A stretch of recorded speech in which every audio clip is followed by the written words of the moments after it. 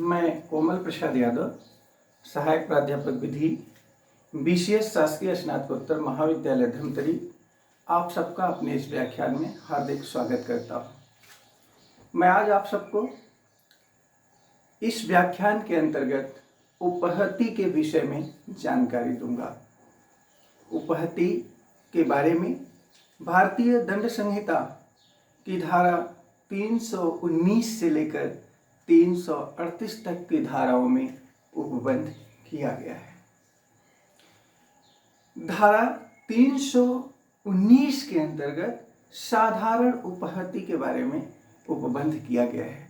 मतलब कि साधारण उपहति का मतलब होता है चोट करना या पीड़ा पहुंचाना किसी को। तो धारा 300 के अंतर्गत क्या कहा गया है? जो कोई किसी व्यक्ति के साथ शारीरिक पीड़ा, रोग या अंग शैथिल्य करेगा, यह कहा जाता है कि वह उपहति कारित करता है। मतलब उपहति क्या है? उपहति ऐसी पीड़ा है, ऐसी शारीरिक पीड़ा है, रोग है या अंग शैथिल्य है जो एक व्यक्ति दूसरे व्यक्ति के साथ करता है। इसे भारतीय दंड संहिता 1860 की धारा 319 में परिभाषित किया गया है। धारा 319 कहती है कि जो कोई किसी व्यक्ति के साथ शारीरिक पीड़ा, रोग या अंग शैथिल्य कारित करेगा, वह उपहति कारित करता है, यह कहा जाता है। धारा 319 के अंतर्गत 3 महत्वपूर्ण बातें बताई गई हैं: शारीरिक पीड़ा, रोग और अंग शैथिल्यता, बॉडली पेन, डिजीज एंड इनफॉर्मिटी। तो सबसे पहले मैं आप सबको बताऊं कि शारीरिक पीड़ा क्या है। ऐसी पीड़ा जो तुच्छ पीड़ा से भिन्न हो। तुच्छ कार्य आप लोगों को, जैसा कि मैंने बताया था अपने व्याख्यान में, धारा 95 में इन्हें छूट मिली हुई है। मतलब कि यदि कोई तुच्छ कार्य कर रहा है तो उसके लिए कोई अपराध कारित नहीं होगा। यह साधारण अपवादों के अंतर्गत बताया गया है। तो ऐसी कोई शारीरिक पीड़ा जो तुच्छ पीड़ा से भिन्न हो, इसमें अवधि का कोई महत्व नहीं होता है। अवधि महत्वपूर्ण नहीं है कि उस पीड़ा से व्यक्ति कितने दिन परेशान रहा या दर्द में रहा, इसकी कोई महत्वपूर्ण नहीं होता है। लेकिन वो पीड़ा तुच्छ शारीरिक पीड़ा नहीं होनी चाहिए, जिसके लिए कि कोई सामान्य प्रज्ञावान व्यक्ति किसी प्रकार की कोई कार्यवाही नहीं करता है। पीड़ा किस प्रकार की होनी चाहिए? वह ऐसी होनी चाहिए जो तुच्छ शारीरिक पीड़ा से भिन्न हो। इसमें समय महत्वपूर्ण नहीं होता है। दूसरी बात जो बताई गई है, रोग, मतलब कोई ऐसा रोग कारित हो जाए उसके पीड़ा के द्वारा, उसकी चोट के द्वारा, उपहति के द्वारा। तीसरा, अंग शैथिल्यता, ये बहुत महत्वपूर्ण है। अंग शैथिल्यता के कारण वह व्यक्ति क्या करे? अपने सामान्य कार्यों को संपन्न करने में किसी अंग की अयोग्यता। अंग शैथिल्यता क्या है? व्यक्ति के सामान्य कार्यों को करने में किसी अंग की अयोग्यता को बोला जाता है कि वह अंग शैथिल्यता है। यह अंग शैथिल्यता स्थायी व अस्थायी हो सकती है, जैसे कि मूर्छा आना या भय की अवस्था आ जाना। तो यदि किसी उपहति में कोई ऐसी उपहति कारित की जाती है जिससे शारीरिक पीड़ा होती है किसी व्यक्ति को, जिसके साथ की ऐसी उपहति की जाए, रोग होता है या अंग शैथिल्यता होती है, तो यह कहा जाता है कि वहां उपहति कारित हुई है, उपहति का अपराध कारित हुआ है। इसके उदाहरण है बाल खींचना, चाटा मारना। इस प्रकार का कोई यदि कार्य करे तो इसे बोला जाता है कि यह उपहति का अपराध है। इस पर मैं एक आप सबको उदाहरण देना चाहूंगा। जैसे कि का नामक एक व्यक्ति था, वह खा नामक व्यक्ति को क्या करता है, चप्पलों से पीटता है। जैसे ही वह चप्पल मारा, वह खा नामक व्यक्ति गिर जाता है पीछे, उसका संतुलन बिगड़ जाता है और वो गिर जाता है, पीछे एक पत्थर से टकरा जाता है, जिसके कारण उसकी मृत्यु हो जाती है। इसे साधारण उपहति माना जाएगा, क्योंकि उस व्यक्ति का यह आशय नहीं था कि उसको उस कार्य से उसकी मृत्यु कारित हो जाए। वह केवल उसको क्या करना चाहता था, उपहति कारित करना चाहता था। तो इसे भारतीय दंड संहिता की धारा 323 स्वेच्छया उपहति कारित करने के लिए जो दंड दिया जाएगा, उसके लिए उत्तरदायी ठहराया जाएगा। अब मैं आप सबको घोर उपहति की एक प्रजाति ही है, जिसे गंभीर उपहति कहा जाता है, घोर उपहति कहा जाता है। घोर उपहति को भारतीय दंड संहिता 1860 की धारा 320 में परिभाषित किया गया है। धारा 320 के अंतर्गत बताया गया है कि निम्नलिखित कार्य जो होंगे वे घोर उपहति के अंतर्गत आएंगे। मतलब उनमें कुछ तरीके बताए गए हैं, यदि उन तरीकों के द्वारा कोई कार्य किया जाएगा तो ये कहा जाएगा ये जो अपराध कारित हो रहा है वह घोर उपहति का अपराध हो रहा है। जैसे पुंसत्व हरण। पुंसत्व हरण का मतलब होता है किसी पुरुष की को ऐसी उपहति कारित करना जिससे कि वह अपनी पौरुषता पुरुषोचित को खो दे।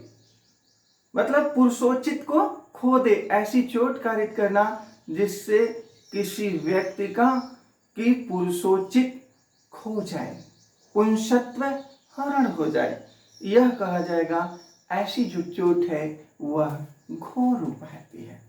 दूसरी बात जो बताई गई है इसके अंतर्गत वो है दोनों में से किसी नेत्र की दृष्टि का अस्थायी विच्छेद। दोनों में से किसी नेत्र की दृष्टि का अस्थायी विच्छेद, ऐसी उपहति कारित की गई हो जिससे कि दोनों में से किसी आंख की दृष्टि का अस्थायी विच्छेद हो जाए, तो ऐसी चोट को घोर उपहति कहा जाता है। तीसरा बताया गया है इसी धारा के अंतर्गत दोनों में से किसी भी कान की श्रवण शक्ति का अस्थायी विच्छेद। मतलब कान, दोनों में से किसी कान के श्रवण शक्ति का स्थायी विच्छेद हो जाए उस उपहति के द्वारा, तो ऐसी उपहति को घोर उपहति कहा जाता है। चौथा जो प्रकार घोर उपहति का बताया गया है इसके अंतर्गत वह है किसी भी अंग या जोड़ का विच्छेद।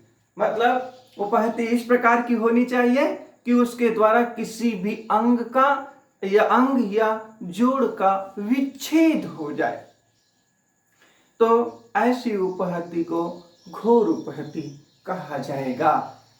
पांचवी बात जो बताई गई है घोर उपहति के अंतर्गत वह है किसी भी अंग या जोड़ की शक्तियों का नाश या अस्थायी ह्रास। मतलब कि उपहति इस प्रकार की होनी चाहिए कि उसके द्वारा किसी भी अंग या जोड़ की शक्तियों का स्थायी ह्रास हो जाए, तो इस प्रकार की उपहति को यदि होती है तो उसे घोर उपहति कहा जाएगा। छठी बात जो बताई गई है सिर या चेहरे का अस्थायी विद्रूपीकरण। मतलब चोट या उपहति इस प्रकार की होनी चाहिए कि उससे सिर या चेहरे का स्थायी विद्रूपीकरण हो जाए।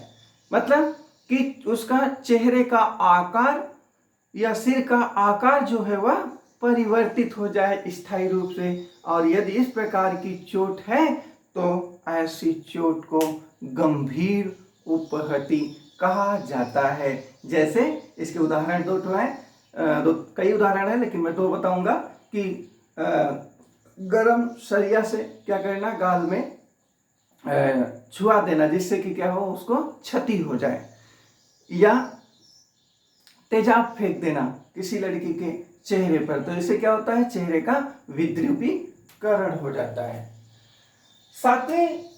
सातवां प्रकार घोर उपहति का धारा 320 भारतीय दंड संहिता 1860 के अंतर्गत बताया गया है, वह है अस्थि, मतलब हड्डियां या दांत का भंग या विसंधान। मतलब कि अस्थि, हड्डियां या दांत क्या हो, भंग हो जाए, उसका विसंधान हो जाए। इस प्रकार का दांत या हड्डियों का क्या हो, भंग हो, विसंधान हो जाए, ऐसी उपहति जो कि कारित की जाए, उसके द्वारा अस्थि, दांत का भंग हो जाए या उसका विसंधान हो जाए, तो ऐसी चोट को घोर उपहति कहा जाता है। आठवें और अंतिम बात जो इस धारा के अंतर्गत बताई गई है वो ये है, कोई उपहति जो जीवन को संकटापन्न कर देती है। मतलब कि ऐसी उपहति है जिसके द्वारा जीवन संकट में पड़ जाए तो उसे घोर उपहति कहा जाएगा, या जिसके कारण उपहत व्यक्ति 20 दिन तक, या जिसके कारण उपहत व्यक्ति जिसको की चोट लगी है 20 दिन तक तीव्र शारीरिक पीड़ा में रहे। कैसे पीड़ा में रहे, तीव्र शारीरिक पीड़ा में रहता है, या अपने मामूली कामकाज को करने के लिए वह व्यक्ति उस चोट के कारण असमर्थ हो जाता है।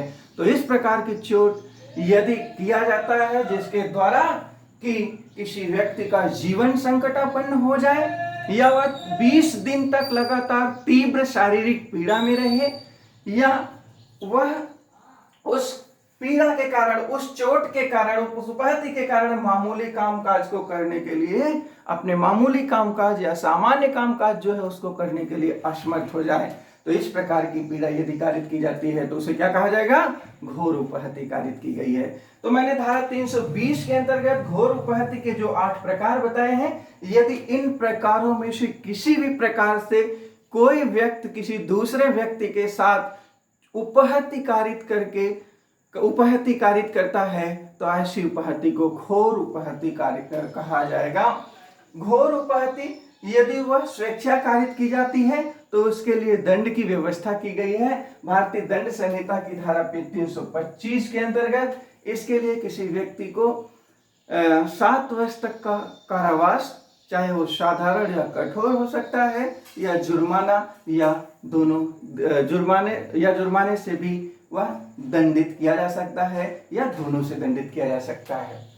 इसी प्रकार से यदि उपहति कोई व्यक्ति स्वेच्छा करता है तो उसको बताया गया है भारतीय दंड संहिता की धारा 321 के अंतर्गत स्वेच्छा उपहति कारित करना। और यदि कोई व्यक्ति स्वेच्छा उपहति कारित करता है तो उसके लिए दंड की जो व्यवस्था की गई है वह भारतीय दंड संहिता की धारा 323 में की गई है, और इसके लिए 1 वर्ष तक का कारावास या 1000 रुपए तक का जुर्माना या दोनों दिया जा सकता है। तो इस प्रकार से मैंने आप सबको आज उपहति और घोर उपहति को बताया है। घोर उपहति का एक उदाहरण दे दूं आप लोगों को। इस पर का नामक व्यक्ति की पत्नी जो थी वह अपने पति के साथ, मतलब का के साथ जाने को तैयार नहीं थी। का अपनी ससुराल जाता है और पत्नी का हाथ पकड़कर उसको ले जाने का प्रयास करता है। इस पर का के ससुर को गुस्सा आ जाता है और वह अपने बेटे खा से कहता है कि वह उसको मारो। जब वह मारो करता है तो इस पर उसने डंडे से प्रहार किया जिससे उसे चोट लग गई, घोर उपहति कारित हो गई। इसे स्वेच्छा घोर उपहति का अपराध माना गया, मतलब घोर उपहति का अपराध माना गया। यह स्वेच्छा घोर उपहति थी, इसलिए इसे भारतीय दंड संहिता की धारा 325 के अंतर्गत उत्तरदायी ठहराया जाएगा। आज मैंने आप सबको भारतीय दंड संहिता की धारा 319 से लेकर 338 में जो उपहति के बारे में प्रावधान किए गए हैं उस पर प्रकाश डालने का प्रयास किया है। विशेष तौर पर उपहति, घोर उपहति, उस स्वेच्छा उपहति कारित करना, स्वेच्छा घोर उपहति कारित करना और इनके लिए दंड के बारे में मैंने आप सबको बताया है। मुझे उम्मीद है कि यह व्याख्यान आप सबके लिए उपयोगी सिद्ध होगा। आप सबको बहुत बहुत धन्यवाद।